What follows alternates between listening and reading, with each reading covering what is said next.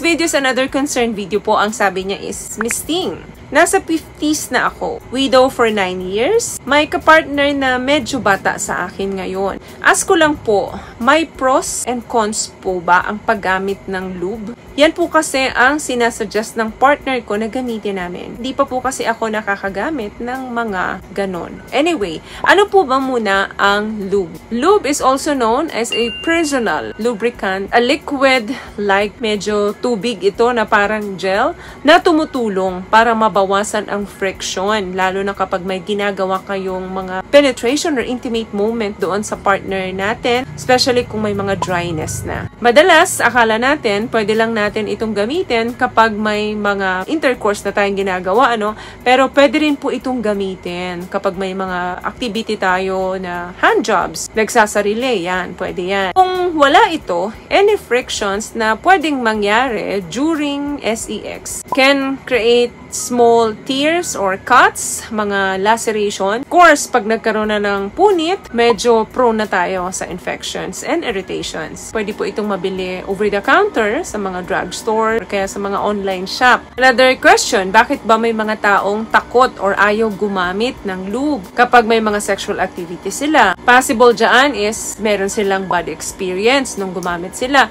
or pwede naman ego killer. Kaya ko to, bakit kailangan kong paggamitin ng lube yung partner ko? I can do it myself. Or pwede naman ayaw mo lang talaga. Now, bakit mo naman kailangan i-consider ang paggamit nito? Number 1 dyan, of course, para mas mapadali kung ano man yung mga sexual activities ninyo, lalo na kung involved dito is may penetration or pagpasok. Para mas ma-avoid yung mga frictions, cuts, or yung tears. The more na mas basa, of course, mas suabe. Ang isa pa dyan, kailangan i-consider natin, lalo na kapag may vaginal dryness.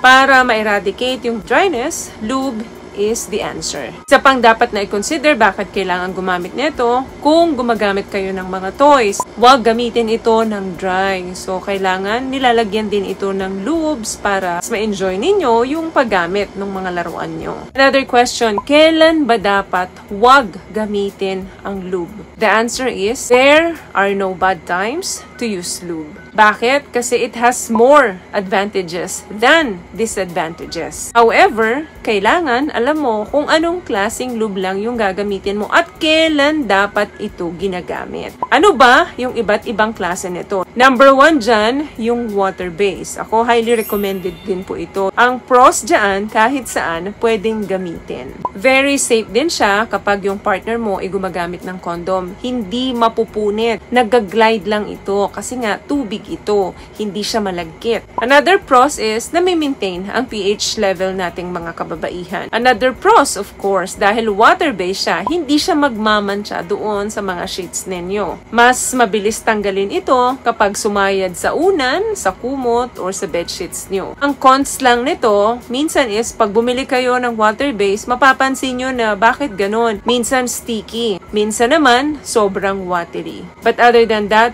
wala pong disadvantages ang mga water-based na. What I love about this product, itong No More Dark Secret ng K-Skin, bukod sa may advanced whitening na siya na kung saan pwede niyang matulungan na pumuti yung mga singit-singit mo, moisturizing, meron siyang anti-irritation, antibacterial, maintain healthy pH level. Hindi lang pambabae, meron din po tayong pang-lalaki.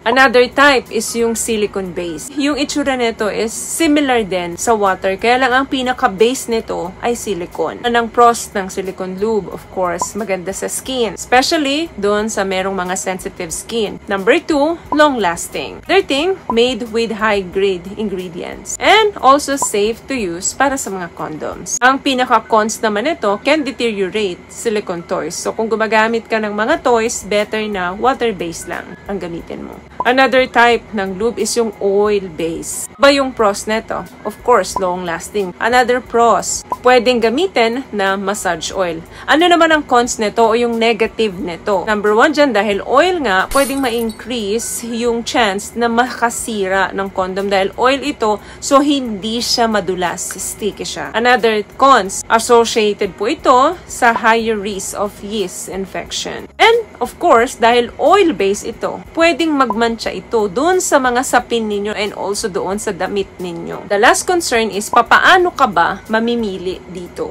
kung ano ang best lube para sa'yo? Everyone's lube needs different. So, iba-iba po yung katapat niyan. For example, meron kang sensitive skin. It's good idea na dapat i-test nyo muna sa skin ninyo bago ninyo gamitin. I-test ninyo yan doon sa wrist, dito, or kaya naman doon sa inner elbow, doon sa harap ng siko ninyo. Ditong part naman yon. But kahit na safe yung patch test na ginawa ninyo sa skin ninyo, of course, mas sensitive po yung skin natin pagdating doon sa genitals natin. So, better na i-apply nyo na muna yan doon kay sir and doon sa ari ni ma'am bago ninyo gamitin ito kapag may mga penetration na, para mas makita talaga ninyo kung wala bang irritation na magaganap. At kung wala naman, after 30 minutes, well, pwede nyo nang gamitin yan. Important thing to know, may mga pag-aaral po, ang mga water-based ay pwedeng makapagpabagal ng sperm mobility. So, kung may plano pong magbuntis, magdalang tao si misis, huwag pong gumamit ng water-based. So, yun lamang guys ang video natin for today. I hope nakapagbigay po ako ng tips sa inyo. At kung nagustuhan nyo po ang ating video, please give it a thumbs up, comment down below, and also share this video na rin po para sa mga kaibigan na sa tingin yung matutulungan ng video natin.